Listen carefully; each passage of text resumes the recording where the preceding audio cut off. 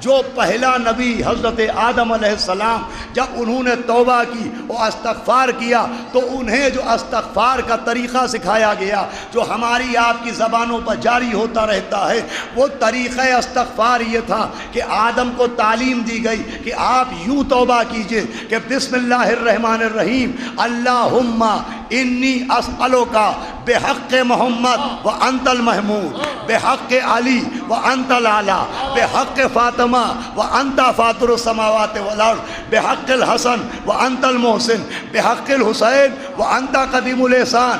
بھائی کبھی اس پہ غور فرمایا آپ نے؟ جناب آدم نے اللہ کو پنجتن کے واسطے دیے، کس طریقے سے واسطہ دیا؟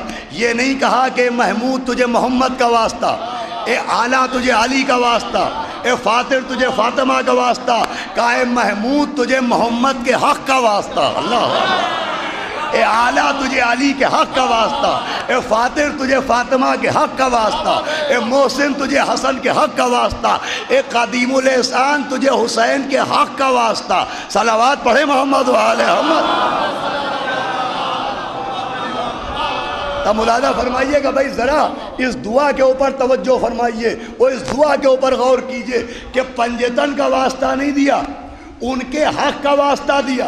جیسے ہم آپ قسم کھاتے ہیں تو آپ کے سر کی قسم، آپ کے جان کی قسم، یہ سر کی قسم کیوں کھائی؟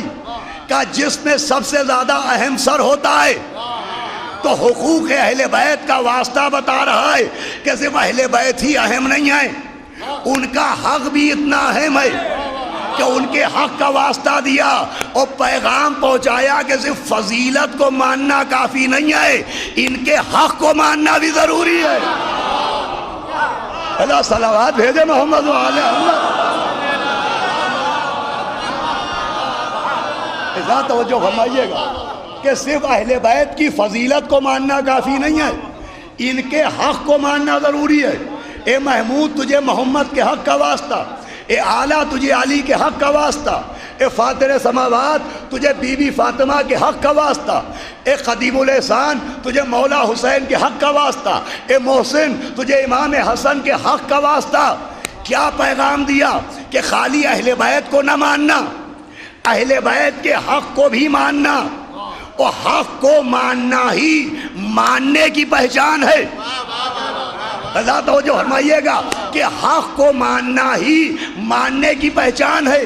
بھائی دعویٰ سب کرتے ہیں کہ ہم اہل بیت کو مانتے ہیں، پہچانے کیسے کہ کون اہل بیت کو مانتا ہے کون نہیں مانتا؟ تو ذات کو ماننا پہچان نہیں ہے، حق کو ماننا پہچان ہے، فضیلت کا اقرار پہچان نہیں ہے، حق کا اقرار پہچان ہے کہ اگر حق کو مانا تو اس نے واقعی مانا۔ بھئی اہل بیت کو ماننے کا دعویٰ سب کرتے ہیں، نبی کو ماننے کا دعویٰ، مولا علی کو ماننے کا دعویٰ، بی بی فاطمہ کو ماننے کا دعویٰ۔ اگر توجہ ہوئی تو گفتگو کا آغاز کروں گا۔ اب پہچانا کیسے جائے کہ کون واقعی ماننے والا ہے؟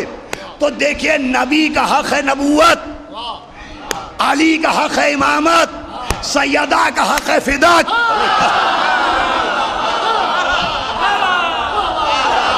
اب کون مانتا ہے کہ نہیں مانتا؟ تو نبی کو مانتا ہے کہ نہیں مانتا؟ یہ دیکھیے نبوت کو حق نبی مانا کہ نہیں مانا؟